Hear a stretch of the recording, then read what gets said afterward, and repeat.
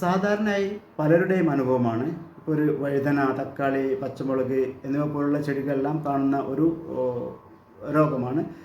ഒരു ദിവസം അല്ലെങ്കിൽ ഒരു പൂവിടാനൊക്കെ സമയമായിരിക്കും മിക്കവാറും, നല്ല വളർച്ചാഘട്ടത്തിലായിരിക്കും സംഭവിക്കുക. ഒരു ദിവസം അതങ്ങ് വാടും. പിറ്റത്തെ ദിവസം ഇലകളെല്ലാം കൊഴിഞ്ഞു പോയി അത് ഉണങ്ങിയിട്ടുണ്ടായിരിക്കും. ഇതിനുള്ള കാരണം ബാക്ടീരിയൽ വാട്ടമാണ്, അഥവാ ദ്രുതവാട്ടം. ഇതിന് നമ്മൾ ചെറുപ്പത്തിലെ ഇതിനുള്ള കാര്യങ്ങൾ ചെയ്യണം. അതായത് ഇപ്പോൾ നമ്മൾ വിത്ത് പാകുമ്പോൾ ഈ വിത്ത് നമ്മൾ സ്യൂഡോമോണസ് ലായനിൽ മുക്കിയിട്ട് വേണം പാകാൻ. അതേപോലെ തന്നെ ഈ വിത്ത് വളർന്ന ചെടി നമ്മൾ പറിച്ചു നടുമ്പോഴും അതിൻ്റെ വേരുകൾ നമ്മൾ സ്യൂഡോമോണസ് ലായനിൽ മുക്കിയിട്ട് വേണം നടാൻ.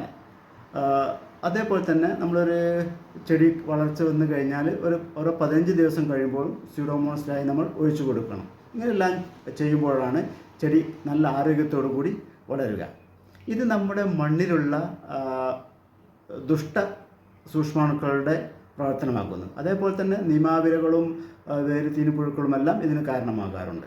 അപ്പോൾ നമ്മൾ ചെറുപ്പത്തിലെ ഇതിന് ചെയ്യേണ്ട കാര്യങ്ങൾ ചെയ്തു കഴിഞ്ഞാൽ ഇതിൽ നിന്നും ചെടികളെ രക്ഷിക്കാം.